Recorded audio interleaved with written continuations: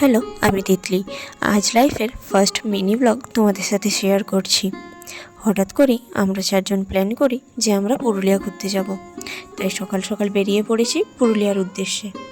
এই সময়টা আমাদের বেছে নেওয়ার কারণ হলো এই যে আমাদের পলাশ বন।